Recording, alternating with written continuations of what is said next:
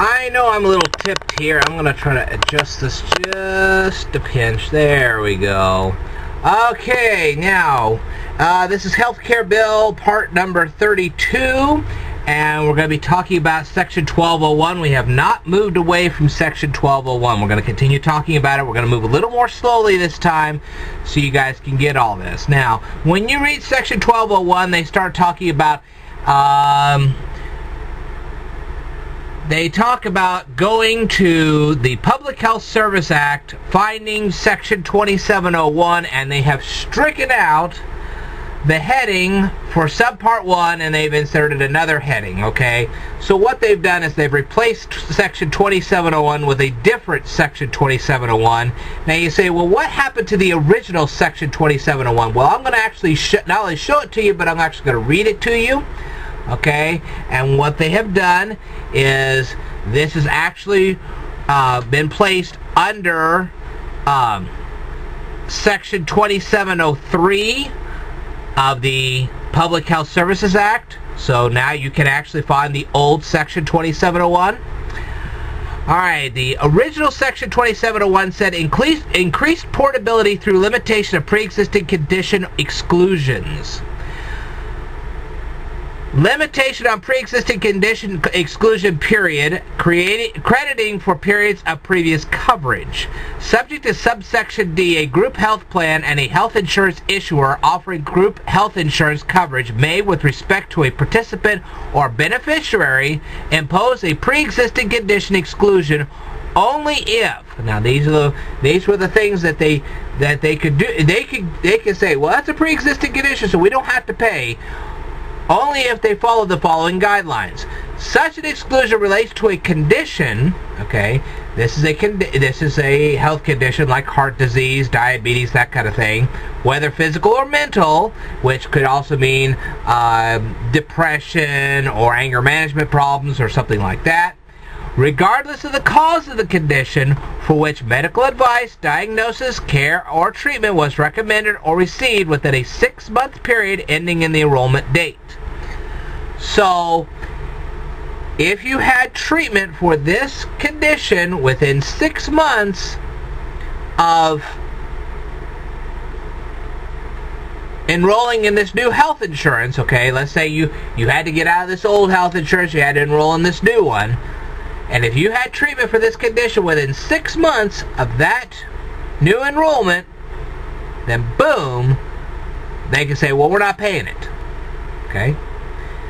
Now, rule number 2 on this was such an exclusion extends for a period of not more than 12 months or 18 months in the case of a late enrollee after the enrollment date. Now, most people have an open enrollment period when it comes to health insurance, okay? And if you enroll during that open enrollment period, then if you had a pre-existing condition, let's say you had like thyroid problems or heart disease or diabetes or something like that.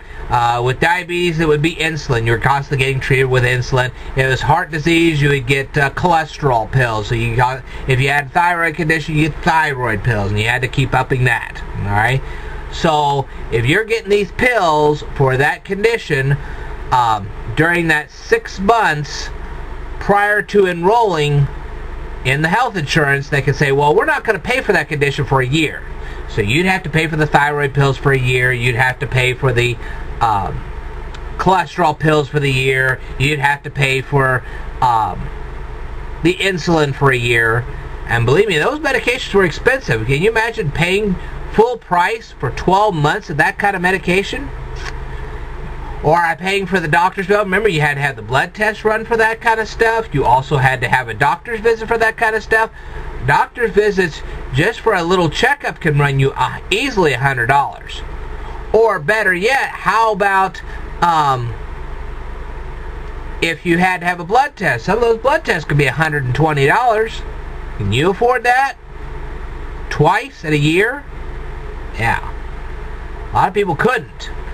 So they were saying, well, we're not going to pay for those bills for an entire year, then we'll start paying the bills. Yeah, that was, wow. So, you had that. So, basically, you had to go without treatment for about a year for your medical condition before they kick in and pay it. Well, can you imagine somebody with diabetes that couldn't pay for their insulin for a whole year? Yeah. Wasn't good. The period of any such pre-existing condition exclusion is reduced by the aggregate of the periods of credible coverage, if any, as defined in subsection C1, applicable to the participant or beneficiary as of the enrollment date. Now, remember, when they're talking about a participant, that's the guy who pays the health insurance. When they're talking about a beneficiary, it could actually be the guy who's paying the health insurance, or his spouse. That would be either a wife or a husband, or possibly a significant other if you are in a traditional marriage. Or it could be kids. Beneficiaries could be kids, okay? Kids covered under your health insurance. Alright? So, there you are. There you have it. That's what it originally said, okay? Now, this is what it's going to say from now on.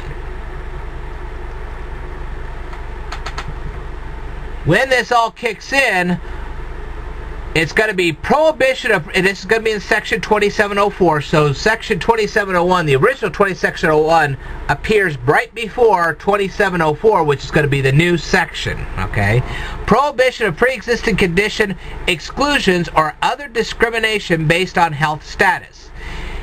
In general, a group health plan and a health insurance issuer offering group or individual health insurance coverage may not impose any pre-existing condition exclusion with respect to such plan or coverage.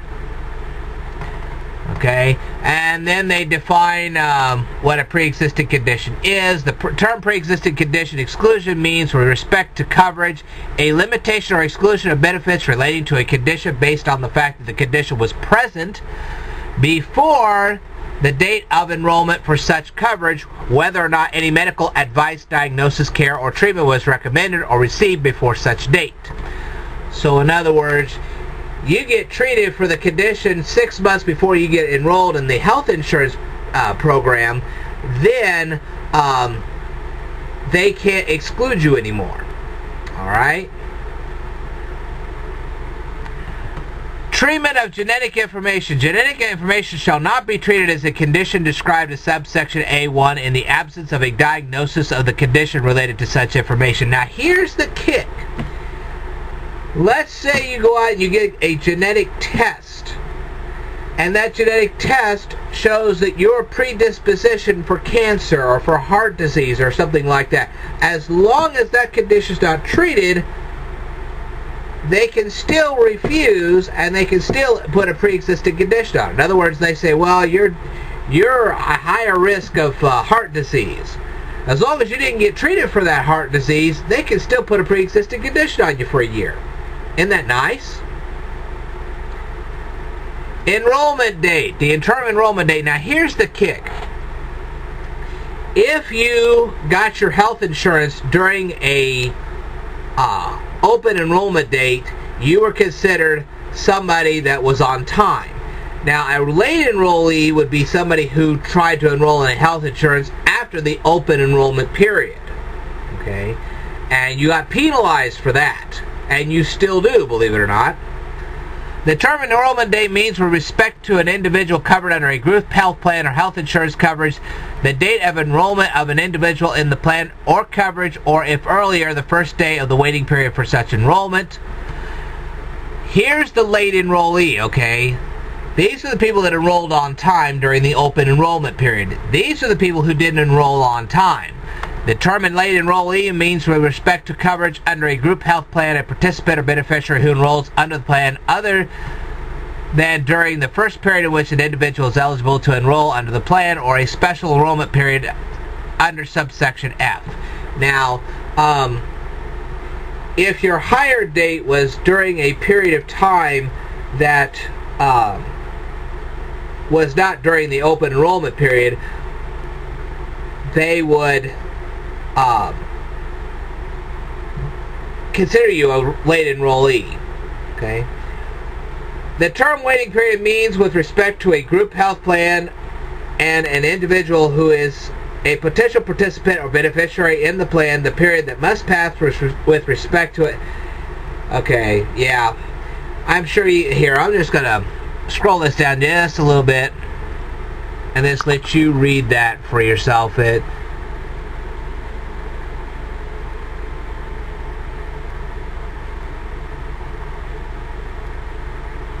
Okay.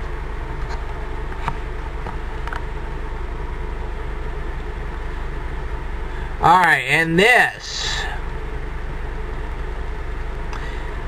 subsection C was originally a part of section 2701 and has now been transferred down here. Rules of relating to crediting previous coverage. Credible coverage defined, okay? For purposes of this title, the term credible coverage means with respect to an individual coverage of the individual under any of the following: a group health plan, health insurance coverage, Part A or Part B of Title 28 of the Social Security Act. So you can go to the Title 28 of the Social Security Act. You can see Part A or Part B. Title 19 of the Social Security Act, other than coverage consisting solely of benefits under Section 1928. Chapter 55 of Title 10 of the United States Code.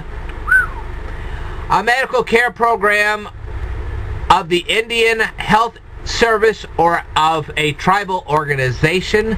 This would affect American Indians. A state health benefits risk pool. That would be part of the state exchange.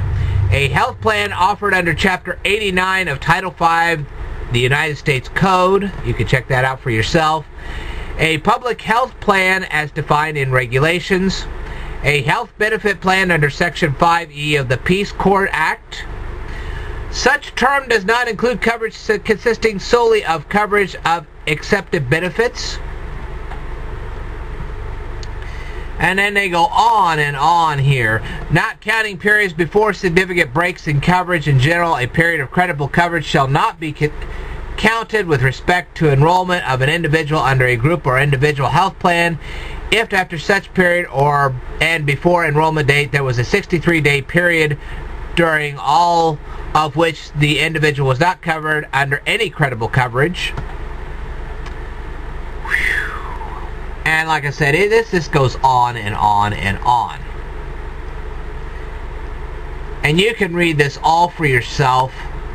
Just go to the Public Health Services Act and go under Section 2704, and you can read this for yourself.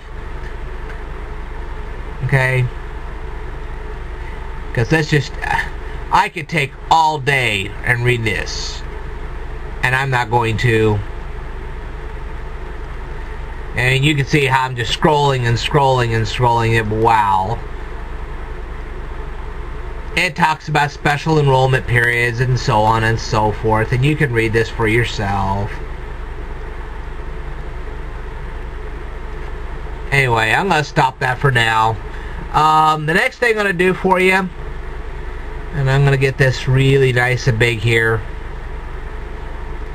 This here that I'm highlighting now, and the reason why I'm highlighting all this is because I want this just to be a little bit bigger. Alright,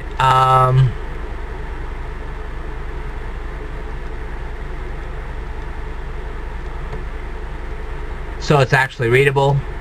This was the original Section 2702, and they have of course changed this. They have replaced it with another Section 2702, and this is prohibiting discrimination against the individual participants and beneficiaries based on health status. Ineligibility to enroll in general, subject to paragraph 2, a group health insurance plan and a health insurance issuer offering group health insurance coverage in connection with group health plan may not establish rules for eligibility of any individual to enroll under the terms of the plan based on any of the following health status related factors in relation to an individual or a dependent of the individual. Okay, so this is talking about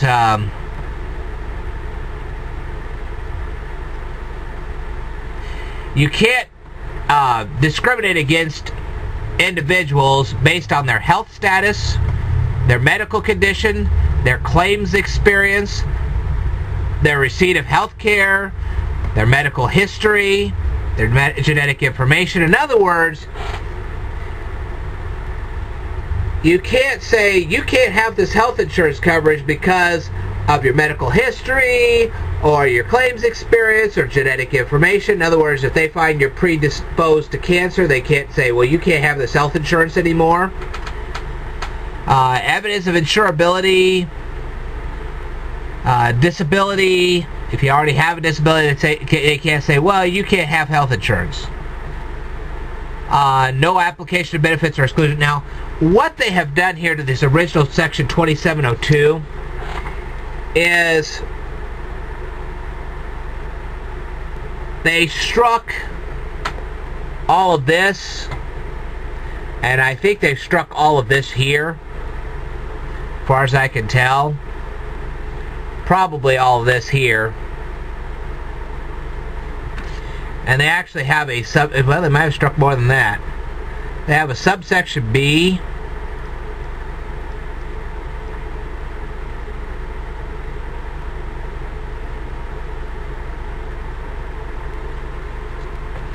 So what they've done is, in subsection B, they have said, instead of saying health insurance issuer offering health insurance coverage in connection with a group health plan, now they're saying health insurance issuer offering group or individual health insurance coverage.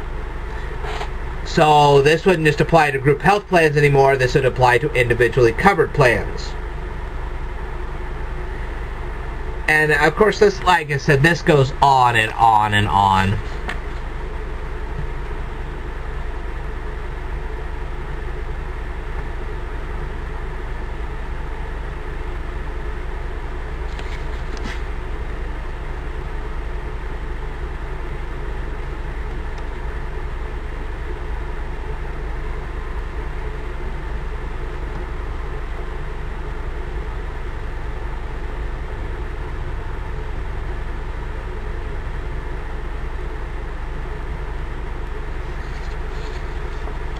Okay, it prevents such plans or coverage from establishing limitations or restrictions on the amount, level, extent, or nature of benefits or coverage for similarly situated individuals enrolled in a plan or coverage.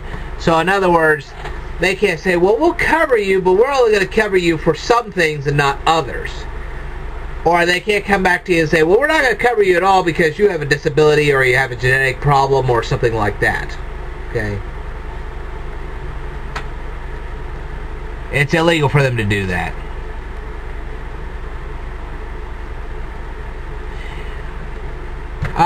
In a group health plan and a health insurance issuer offering health insurance coverage in connection with a group health plan,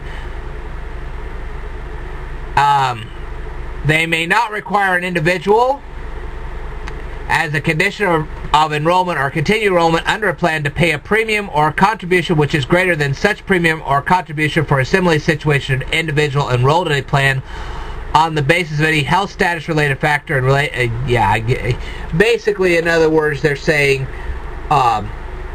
we are going to charge person A a certain amount because they're not predisposed to cancer, but we're going to charge person B more because they are predisposed to cancer.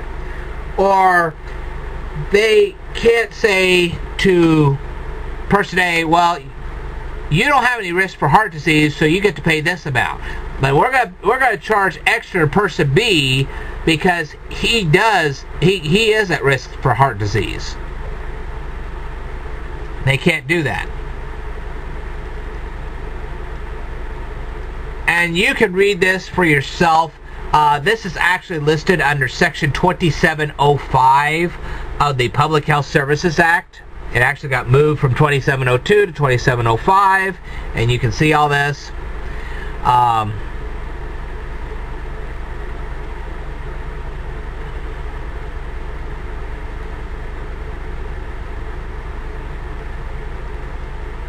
Okay. Another thing is, under this section, they have said that you cannot, a health insurance plan cannot force you to take genetic testing.